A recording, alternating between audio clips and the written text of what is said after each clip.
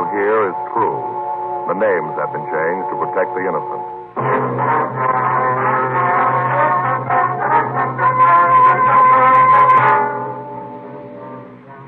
You're a detective sergeant. You're assigned to homicide detail. A small boy is reported missing from his home. His age, 9 years. Foul play is suspected. Your job, find him.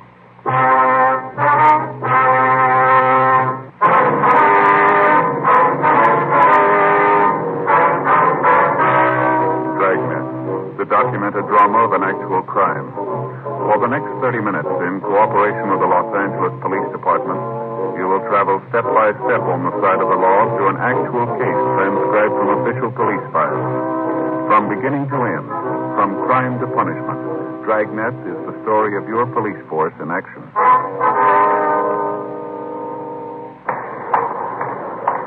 It was Thursday, December 22nd. It was cold in Los Angeles. We were working the night watch out of Homicide Division. My partner is Frank Smith. The boss is Thad Brown, chief detective. My name's Friday. I was on the way into work, and it was 3:55 p.m. when I got to room 42. Homicide. Hi, Joe. Frank, what's doing? Oh, nothing. Pretty quiet. How's your mother? Oh, that cold's still hanging on. Bad cough. Doc says nothing serious, though. My kid's got the same thing. Must be some kind of a virus going around. Yeah, maybe so. Did you get all the reports on that Webster case yet? Yeah, all taken care of. Good. I get it. Homicide, Friday. This is Levinson, Unit 11J1. Got something for you. Yeah, Harry, what's doing? Doherty and I are out here on Hollis Avenue, 4656, trying to track down a 9-year-old boy. Well, what's the story? Kid's missing, suspicion of foul play. Yeah, how long has he been gone? About 2 hours. Looks like a job for homicide. How do you figure? The kid was last seen playing in the backyard of his home. Yeah? We checked over the yard. Did you find anything? Blood stains, lots of them. They look new. Frank and I left a message for Chief of Detective Thad Brown. Then we went over to the crime lab, picked up Ray Pinker, and drove out the Arroyo Seco Freeway to Hollis Avenue. It was an average neighborhood.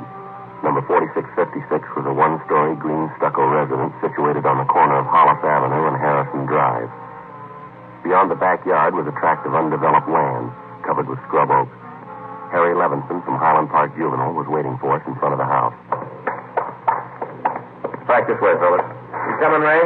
Better get my bag. Who notified you the boy was missing, Harry? The mother said she went down to do some Christmas shopping about 11 this morning, left the boy home. Came back about 2 this afternoon. He was gone. What's the name? Johnstone. The kid's name is Stanley, 9 years old. Was the gate open like this when you got here? Yeah, we haven't touched the thing. There's the stains over here, Mr. Pinker, along the edge of the walk there, you see? Yeah, let me see. There's quite a few stains, huh? Looks like it might be blood. Try some benzidine on him. There we are. See what happened. Where's the kid's mother now, Harry? She's in the house. Doherty's talking to her. Did you talk to any of the neighbors? Yeah, the people next door, the ones on this side. They couldn't tell us anything. There it is, fellas. Yeah, Rick? These spots are covered with benzidine. They're turning blue. Blood stains, all right. Can't say definitely whether it's human or animal. You have to go back to the lab and run it through? Yeah. Biological precipitin test. Any one of those glass vials in the bag, will you? One of these? Mm-hmm. Here you are. Thanks. Scrape some of these flakes off for the test. There we are. How soon can you type the blood for us, Ray? Precipitin test won't run more than 20 minutes. Take 3-4 hours to run a blood grouping, though. Huh? That's it. Anything else you want to check? Let me see. Anything else? Yeah, right here under this tin can. Empty shell. 22, huh? Yeah, it might tie in, might not. Mark it and dump it in this envelope, will you? Sure. There you go. You got a missing broadcast on the boy, Harry? Yeah, Doherty did about half an hour ago. Here's the description right here. Thanks. Mother know about the blood stains? No, we didn't tell her. She's worried enough already. She has no idea what might have happened to her boy, huh? No more than we do. Checked all the friends, relatives. We're covering the neighborhood. No trace so far. Not much to go on. Blood stains, empty cartridge. It could mean 100 things. Any ideas, Friday? Just one, and I don't like it.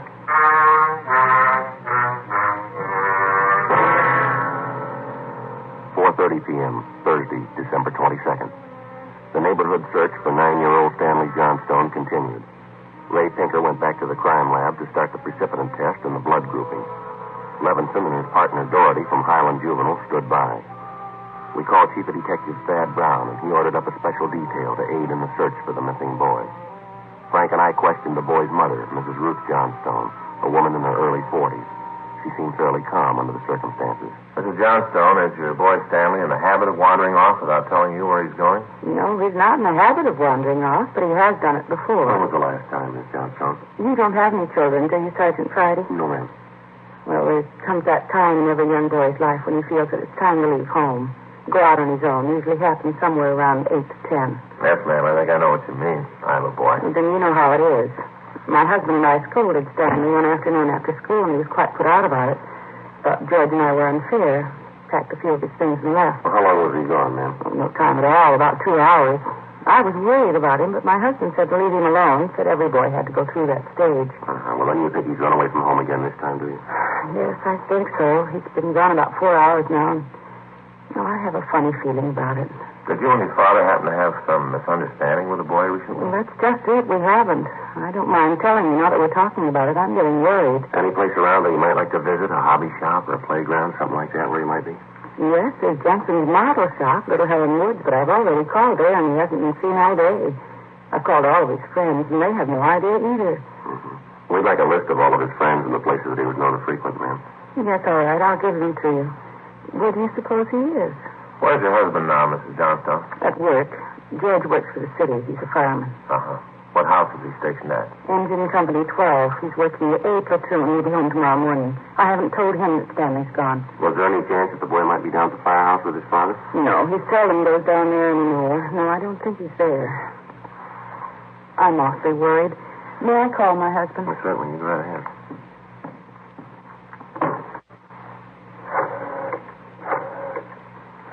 I know George will be worried. Stanley's been gone too long. Hello. May I speak with George Johnstone? This is Mrs. Johnstone. Thank you. I hate to call George at his work. Yes, sir. Does your husband own a gun, ma'am? Yes, he does. What caliber, would you know? It's a .45 automatic. He's got it. George? Well, this is Ruth. George, is Stanley down there with you by any chance? Oh, no, I can't find him anywhere. He wasn't here when I came home from doing my shopping. There are 2 policemen here. No, I said there are 2 policemen here. No, dear, I'll call you if we don't find him soon. Oh, all right. Yes, you too. Bye. I didn't think he'd be with George. Oh, that .45. Is that the only gun in the household? Yes. Why are you asking about guns? Has anything happened that you're not telling me about? No, ma'am. Just routine checking. We'll have to take a look at that .45 if you don't mind. Maybe I should tell you we do have another gun in the house, but it's all wrapped up. George bought it for Stanley's Christmas present. Well, if we could look at it, please. Yes, will you have to unwrap it? I'm afraid so.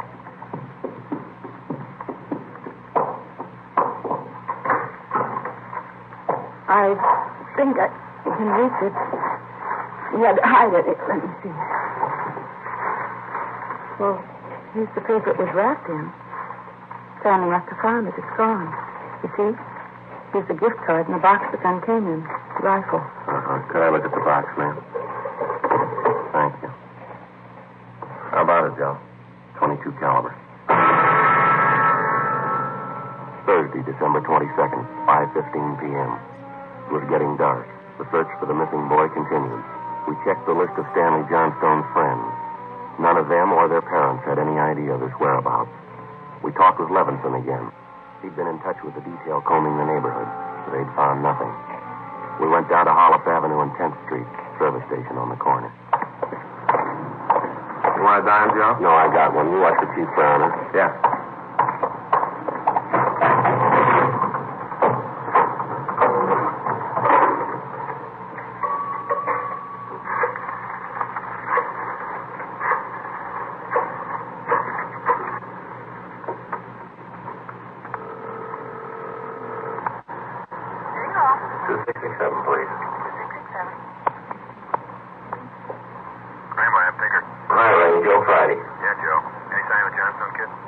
How are you coming? Finished the precipitin test. It's human blood. Working on a blood group now. You know what type the Johnstone boy had?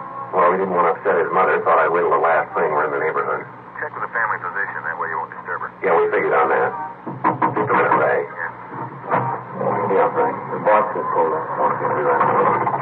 Ray, Thad Brown's out here now. Check you later, huh? Right, Joe. Right. Thanks.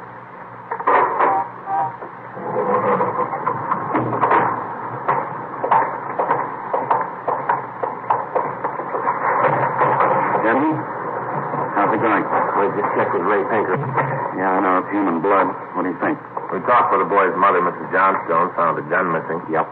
Caliber's the same as the empty casing Levinson found, 22. You said the gun was missing. Yeah, the Johnstones were going to give it to the boys as a Christmas present. They had it hidden, but it's gone now. Any idea who took it? Whatever it was, they left the Christmas wrapping behind. I think maybe it was the kid. 22 rifle, huh? 9-year-old boy. When are they going to learn? First, it's carbide cannons on the 4th of July. The city issued ordinance after ordinance, but a few thousand kids around the country had to lose their eyes, fingers, hands, before the parents would give us their full cooperation to outlaw them. I know what you mean. Sure you do. You and every other cop in the country became the heavies trying to clamp down on them. Oh, it's the same story. This time it's guns for Christmas. Oh, I know what you're thinking, Chief, but we're not sure yet. Listen, Friday, there's a city ordinance against giving a gun to a kid. Now, you know that. Yeah, I know that. There's a missing boy and a missing gun. There's blood on the ground and an empty shell. That's enough for me. We're going to stay with it, Chief. Something's got to break. Yeah. I hope it's not the house of that kid's parents.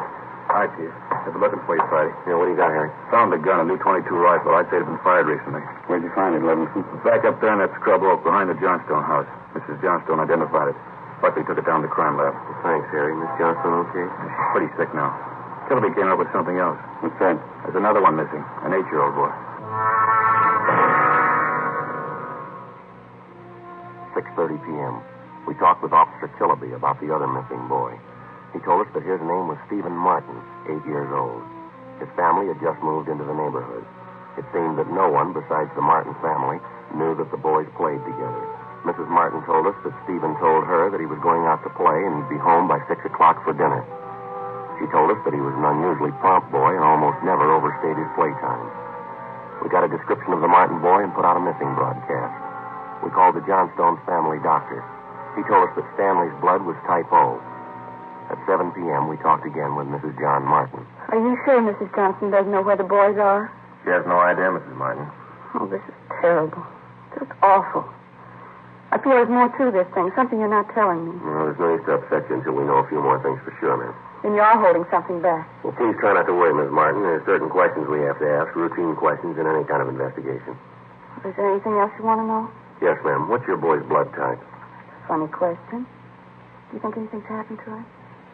Have you found him and you're not telling me? No, ma'am. We haven't found him, and we don't think anything's happened to him. His blood type, huh? Yes, ma'am. Well, I think I have it written down in Stevie's baby book. Yes. Yes, here it is.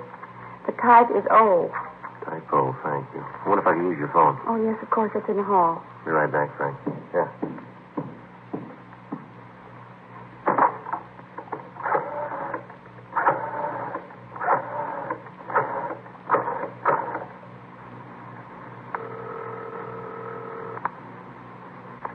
City Hall.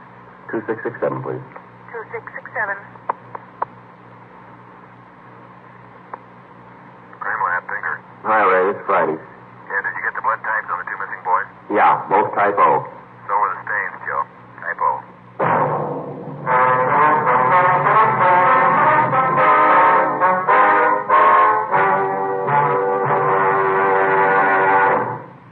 You are listening to Dragnet, the authentic story of your police force in action.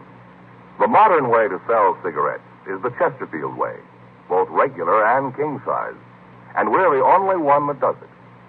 We tell you what Chesterfields are made of to give you premium quality in both popular sizes. Our scientists select the best materials. They select for Chesterfield the world's best tobaccos, blend them just right, and they keep Chesterfields tasty and fresh with the best of moistening agents. Now, here's something else that's completely modern about Chesterfield. People smoke.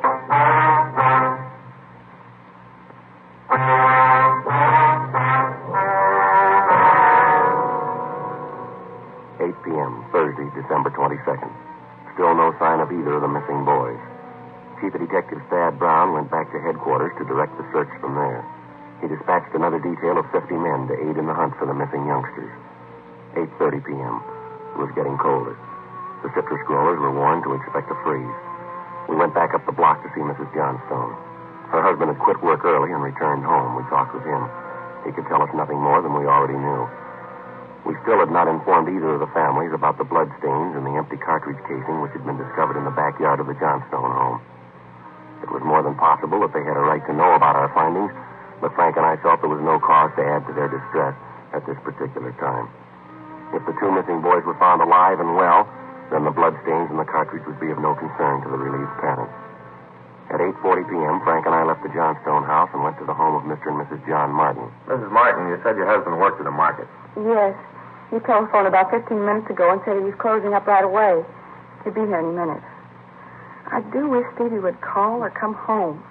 It's so cold out tonight. All he had on was a thin cotton jacket. Well, try not to worry. We're doing everything we can. He'll be all right. Stevie's father's such a sensitive man. He and the boy are so close. I know he's terribly upset. Yes, ma'am. Are you sure there's no place you might have forgotten? Some place where the boy might be? No place. No. If anything's happened to the boy, it'll just kill John. Mrs. Martin. You just sit still. I'll get it. Thank you. Joe? Yeah, Harry. Johnstone kid's been found.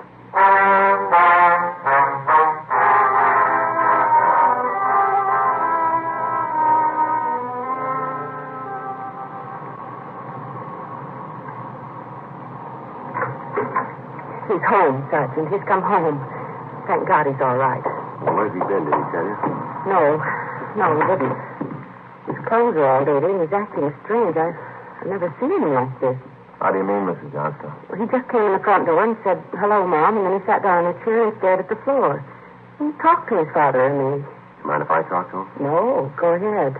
I asked him about the little Martin boy. He wouldn't tell me a thing. Well, where is he now? Right over there in the living room. Oh, yeah. Looks all right. Yes. Son, this is a police officer. He wants to talk to you. Don't be afraid, dear. He only wants to ask you some questions. Son. You see, Sergeant? Yes, ma'am. Stanley? Come on, boy, look at me. Come on, youngster, get your head up. No, that's better. You had your mother pretty worried, you know that? You want to tell us where you've been? I wish you'd try to get him to eat a little something. You hear that, son? You want something to eat? Stanley, there's another little boy up the street who hasn't come home. Do you know where he is? His father and mother are worried about him, too, just like your folks were. You gotta help us find him, son. I killed him. I killed Steve with the .22. Went only 10, but I killed him. How do you know you killed him? Maybe he's only hurt now, isn't he? No, he's dead. I know he's dead. The gun went off. We forgot we put bullets in it. Well, where is he, Stanley? I hit him. I was scared. I didn't want anybody to find him. Where did you hide him, son? In a cave up on the hill. I didn't mean it. He was my pal. Do you want to show us where, Stanley? Yes, sir. I'll show you. Please don't send me to jail.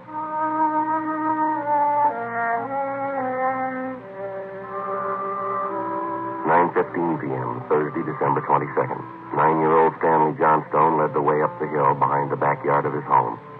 He showed us the wagon he'd moved the body in. His father came along with us. About 50 feet from the crest of the hill, the boy pointed to a thicket of scrub oak. There we found a small cave holding the body of Stephen Martin. There was a single bullet wound in his chest just below his heart. He was dead. We covered the body. Stanley, how did it happen? Well, me and my folks are going to give me a drink for Christmas. I knew where it was and I got it. There was a box of bullets with it. Were you pointing your gun at Stephen, son? No, sir. No, sir, I wasn't. It was Steve's turn to play with it. I was chasing him. He tripped over that stump and he fell. The gun hit him in the stomach and went off. Now, why do you think you killed him if you're telling us the truth here? I'm telling the truth. Honest, it's the truth. All right, I believe you, son. But why do you think you killed him? My gun. He'd give me life, I didn't go get it. I should have waited till Christmas. It's all my fault. Where have you been all this time? In the cave with Steve. What were you doing in there, son? I was praying. I was praying for God to make him alive again.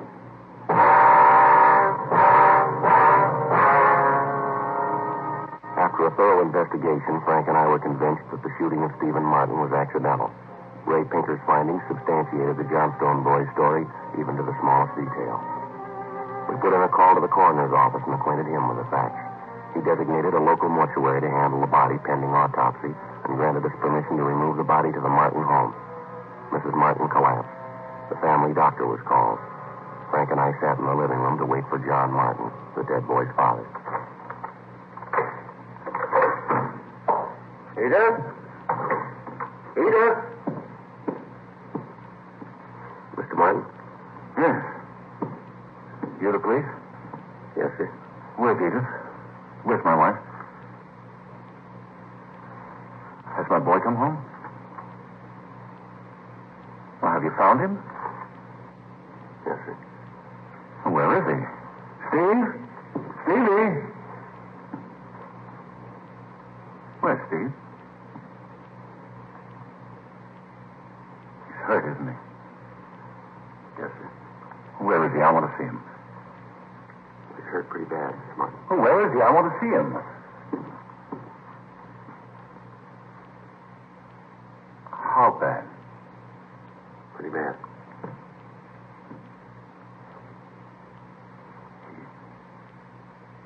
He's dead.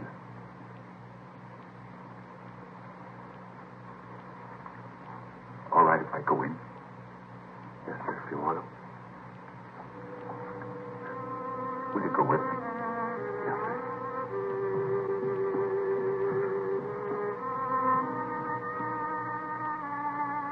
Don't make it any harder on yourself, Mr. Martin. I want to see my boy.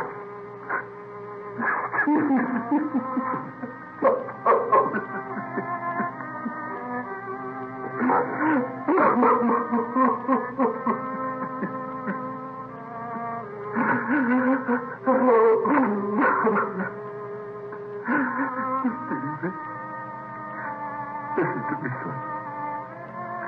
I got a lot of nice things for Christmas.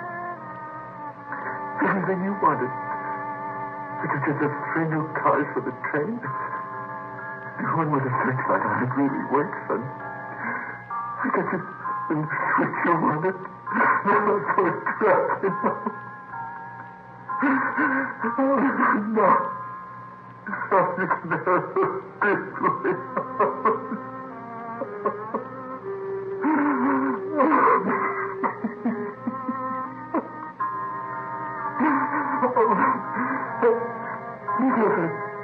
No baseball with me.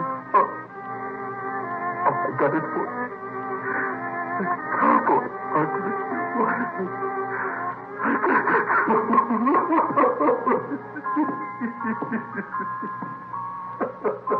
Mr. Martin.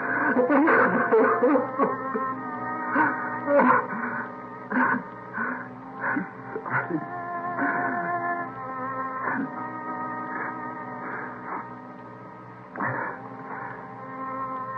What happened? It was an accident. He was playing with a Johnstone boy up the street, playing with a gun. It went off. What was the other boy's name? Stanley Johnstone. It was an accident. Mr. Martin, where are you going? I want to see that boy. We had no idea what the dead boy's father had in mind. We didn't feel that we should try to restrain him. We went along with him up the street to the Johnstone home.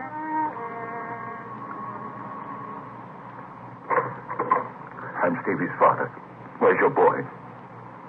I'm sorry. Where's your boy? He's right here. Won't you come in?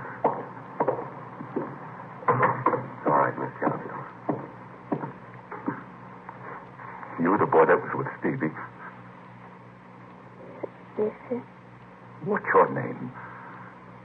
Stanley. I'm sorry, Mr. Martin.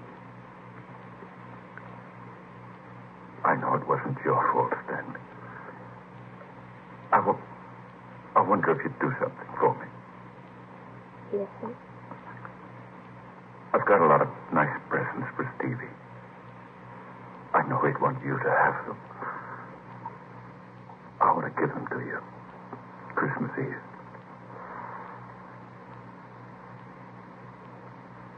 Mom? I think that'd be a fine idea, son. Come on, Frank.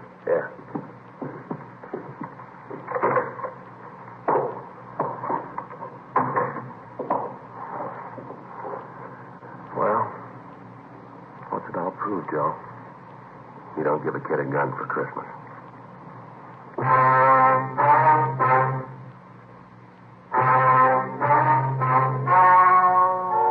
The story you have just heard was true. The names were changed to protect the innocent. On December 24th, the coroner's inquest was held in the county morgue, county of Los Angeles, state of California. In a moment, the results of that inquest.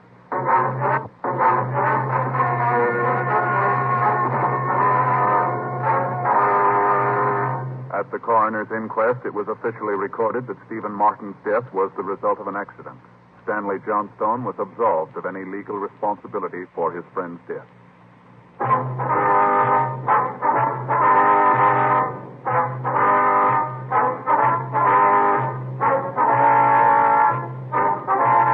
You have just heard Dragnet, a series of authentic cases from official files. Technical advice comes from the Office of Chief of Police W.H. Parker, Los Angeles Police Department. Technical advisors Captain Jack Donahoe, Sergeant Marty Wynn, Sergeant Vance Brasher. Heard tonight were Ben Alexander, William Johnstone, Sammy Ogg. Script by Jim Moser.